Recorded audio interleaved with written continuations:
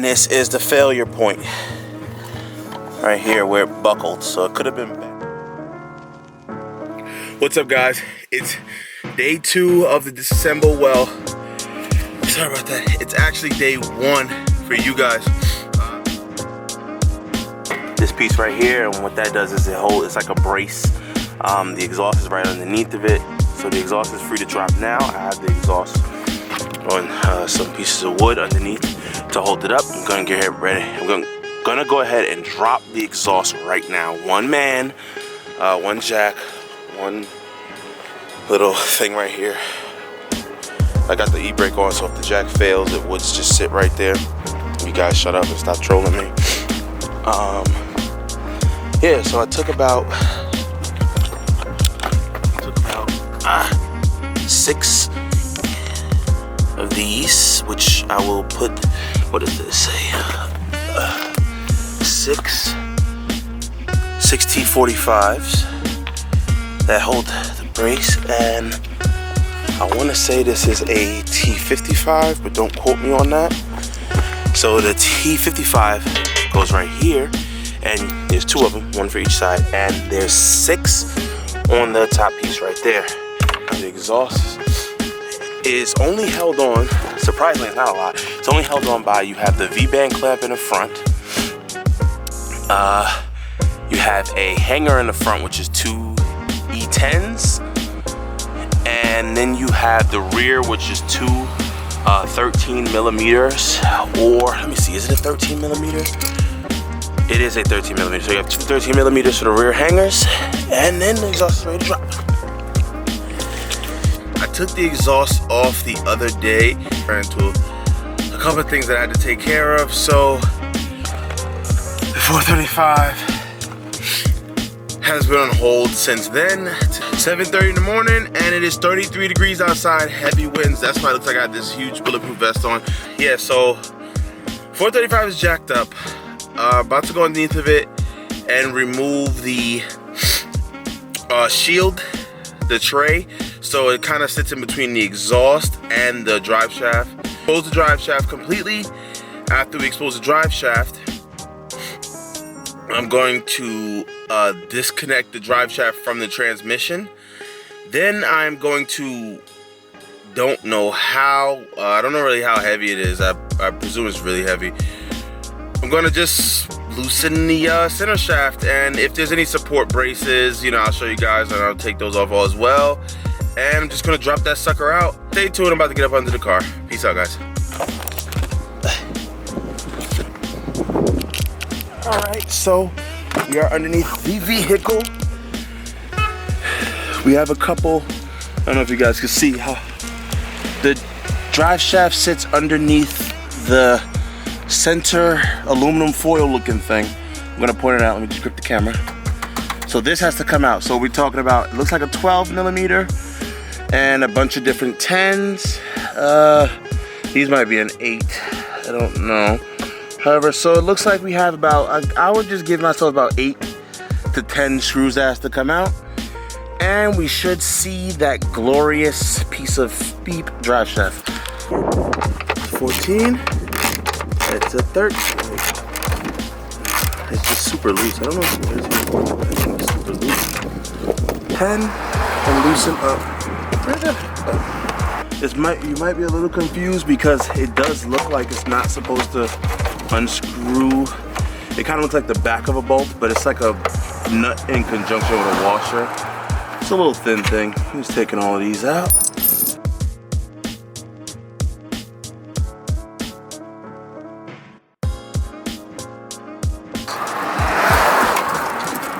Looks like I got one section off.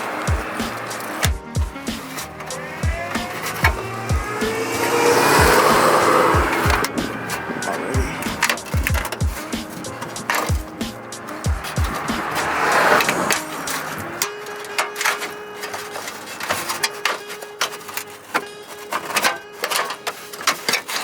That was so easy.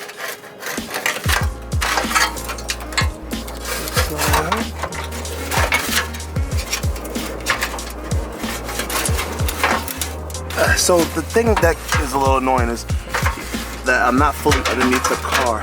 So the drive shaft. That is the guibo that it bolts up to. The guibo looks like it's in very good condition. I'm gonna take another look at it. The drive shaft looks like it's in extremely good condition as well, except for the other end piece. Then we got the center. Right there, you know what? I'm gonna go ahead and give it a wiggle to see if we got any shaft play.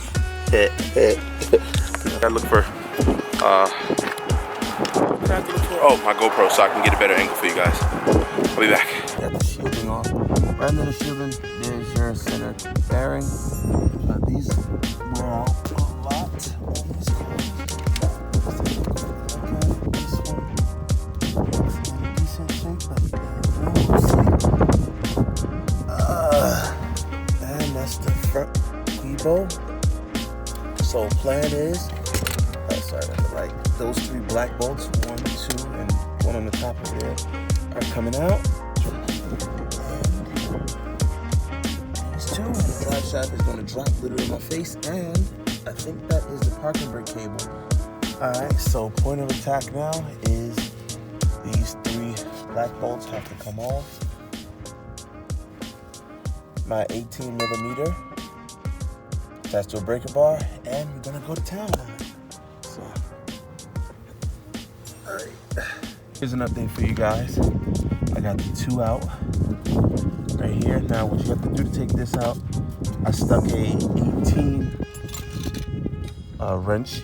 Stick this part, 12 point, and it's kind of crooked this way. If you see, you slide it right in the back. There's a nut in the back. Bam. You gotta finagle a little bit, but you'll get it.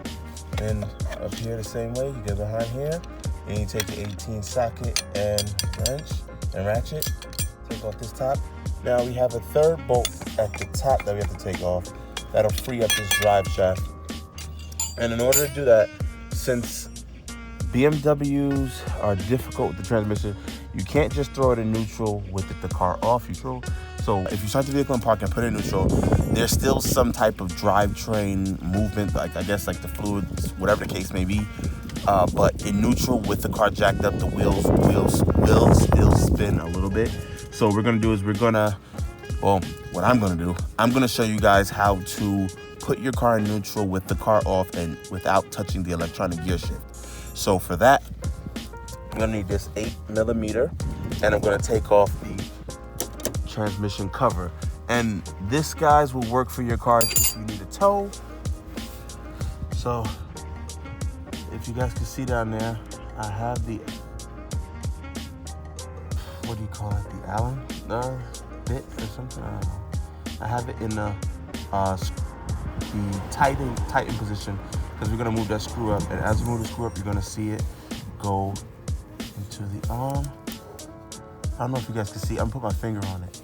This pin right here moves up and engages neutral. So now that I showed you guys, I'm just fast forward.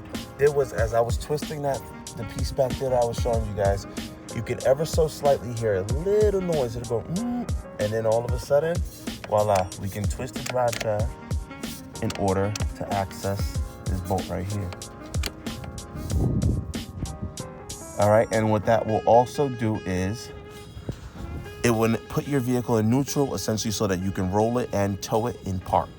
Well, while the P is engaged up there, if that makes sense.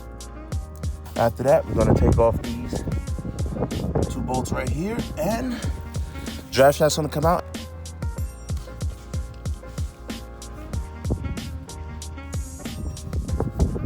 One, 2. All right, guys, so here is, boy, here's my exhaust. Here is the drive shaft. See that right there with it buckled up. And just wanted to go over a little thing.